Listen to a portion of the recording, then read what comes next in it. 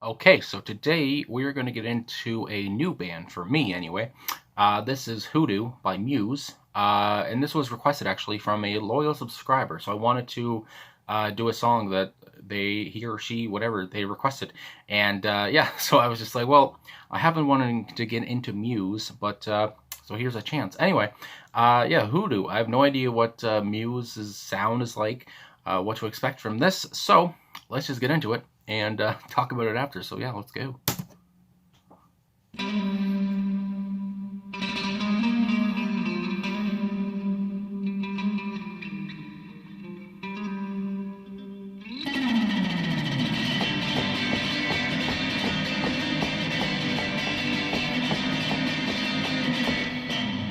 Almost kind of punk.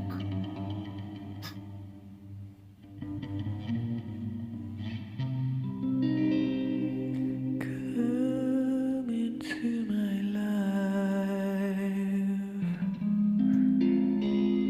regress into a dream. We will hide, build a new reality. Draw another picture of the life you could have had, and follow your instincts and choose the other path.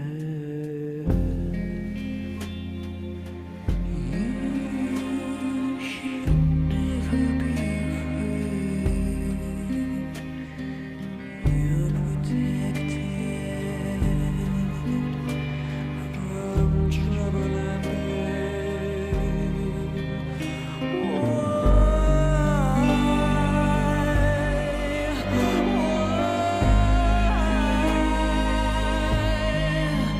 Is this a crisis in yours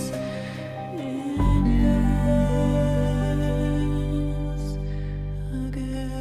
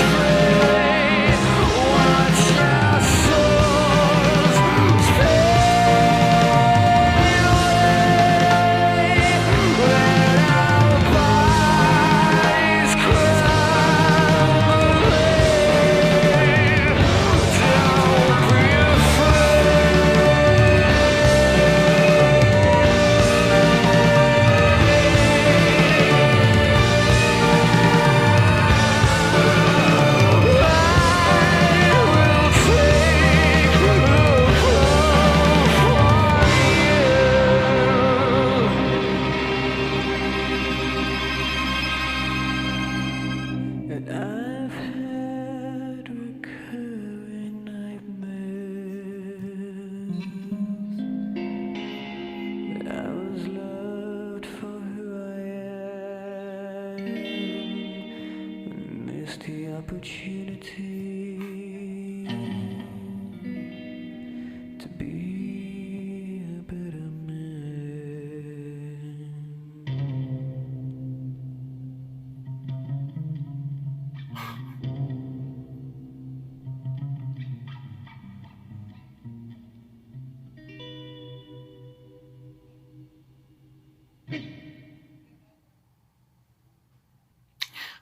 Okay, so Hoodoo by Muse. My God. Um, I have to say, I didn't, like I said, I haven't heard this band before. I didn't know what to expect. But this was a lot to take in for the first time, for just 3 minutes and 43 seconds of a song. So off the start, I mean, I was looking at the personnel here. So Matthew Bellamy on lead vocals and lead and rhythm guitars, piano, synthesizers, and I guess I'll go on. Christopher Wolstenholme on bass, backing vocals, and also additional synthesizers, and then Dominic Howard drums and percussion. So yeah, Matthew here, his vocals, I when he came in, kind of that, I guess, tenor kind of a voice, very kind of whispery as well. And honestly, if I had to, compare it to anyone I've heard since I've been listening to more Radiohead on this channel, a little bit of a Tom York kind of a feeling, I guess, maybe because he just sounded kind of sad, and Radiohead has quite the amount of sad songs, but yeah, that's what I got from that anyway, a little bit of Tom York and Matt Bellamy here, but I have to say, uh, yeah, just the whole song, and then I had to go on because he was the piano as well here, played the piano as well. It was just like, a pianist from, a long time ago. Like this almost sounded like a classical kind of a song. Like it was, like it could be by Beethoven or, freaking Johann Sebastian Bach. Just that kind of a feeling. It was just like there's a huge crescendo in there. And of course, I'm forgetting the guitar as well, which was also, like I said, by Matthew Bellamy. I know there was, like I said, two other guys in the song, but it seems like Matthew did all the parts that were just crazy to me. But yeah, but I'll have to say, I did like Dominic's drumming there, because when he came in, a little bit after the intro, I guess, and when the song kind of hit its climax with that chorus. And yeah, but the guitar, it was kind of a dark feeling, just that, like what he was doing with the guitar there is like, the whole do, and it's like almost like, because I do see that the album cover is I guess the band in a desert or something, sitting at a table, and because that's what it kind of, you get a feeling of. It's like one of those old kind of shows where like a tumbleweed floats by, and then you get a guitar riff kind of like that. And my dog is sneezing in the background. I don't know if you can hear that, but anyway, yeah. And of course the stringed instruments as well. Good lord! I'm still looking at the personnel here, but I do see there's a violin by Eduardo de Angelis, I want to say. And then we have, the string arrangements. String conductor was Audrey Riley, Mauro Pagani, as well. And then, yeah, there's so many people on this song, especially with like I said, the stringed instruments. And yeah, it's just, good lord. I see that this album, Black Holes and Revelations, that the song is from. I do see that other people, because when I searched out the song, I saw that other people were reacting to songs from this album. So I'm guessing this album did pretty well, I guess. And I also see that this was kind of a change in pace for the band, as it says on Wikipedia anyway. It says it was a change in style for the band.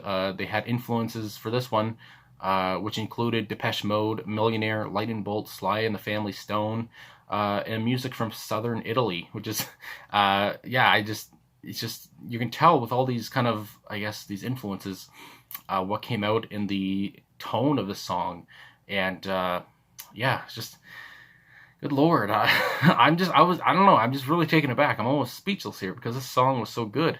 And like I said, the freaking piano on this track, again, it was just like it sounded so demented, because it just sounded like someone was just banging on the keys, and it's just like kind of scary almost.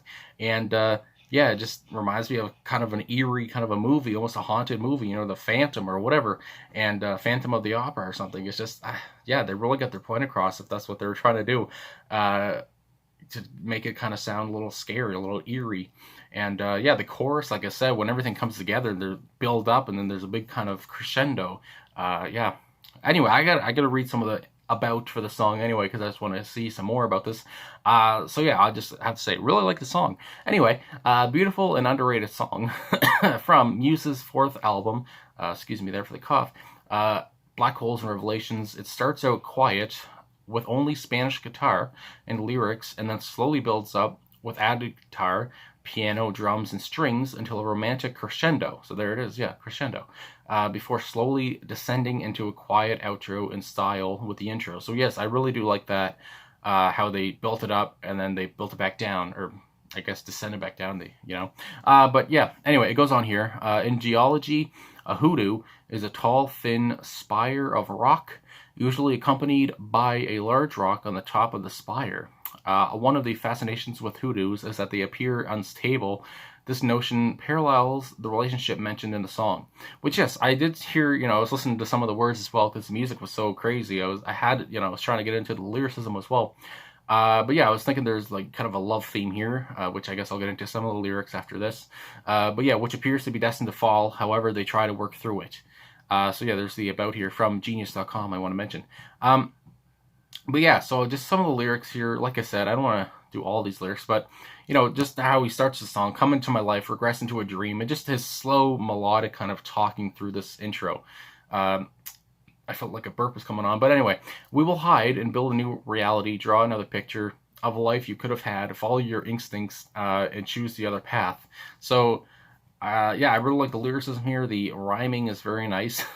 It goes on, there's an annotation for this intro. It says, "This line reflects the persona's attempted attainment of an ideal life via the utilization of willpower and logic. Furthermore, refusing instinctual tendencies may reflect his desire to diverge from the biological fate of organisms." So yeah, we're cutting deep here. And then we have the bridge: "You should never be afraid. You're protected from trouble and pain. Why is this crisis in your eyes again?" I don't want to say again. I don't like people who say it like that. Anyway, it says this line could have multiple addressees from numeral interpretations. For example, if the song is a linear representation of an individual's life, the verse could have many different unique interpretations. And it goes on to explain this, but I mean, there's a lot of reading there, and I don't want this video to be too long, you know what I mean? So then here we have the chorus, where I was taken aback, especially. "So come to be, how did it come to be? Tied to a railroad." And when he was saying tied to a railroad, he was, building up his voice, and it was just, I didn't know what was going to come next. So anyway, we go on. "Watch our souls fade away. No love set us free before that, and our bodies crumbling. Don't be afraid. I will take the blow for you." So that's where I was like, okay, so there's a little bit of a relationship thing going on here in the song anyway.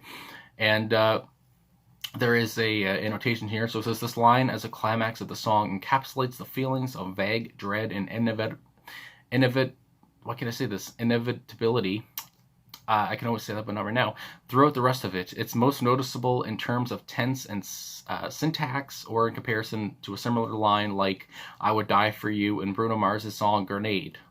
That's a callback. I remember that song when I was a child. Anyway, in Mars' song, the wood is a hypothetical, whereas in Hoodoo, the word is will. Something is coming and it's bound to be devastating, hence the blow rather than a blow. Still, there's a sense of vagueness. The nature of the blow is mysterious, as neither how or by whom it's delivered is discussed in the song. So again, how it says the blow is mysterious. This song, I would have to say, is very mysterious. And yeah, just the way they built the song, and I mean, they did such a good job with the song. I mean, I don't have to be the guy to tell you. I mean, my God, I'm not a critic or whatever, but I'm sure they know that they did pretty well with the song. Anyway, with the outro here, and I've had recurring nightmares that I was loved for who I am and missed the opportunity to be a better man. So I liked how he kind of whispered out on this one. Like it said, it kind of died back down, and then we were back to kind of a slower ending, like the start. So it says, "This directly connects to the dream mentioned in the first verse. Below are numeral interpretations in light of those discussed in stanza 1. So again, many interpretations, could be dedicated to pursuing dreams that were unfruitful. He finds success. Success's promises of solace were unrealized. So many, like I said, many things this could go.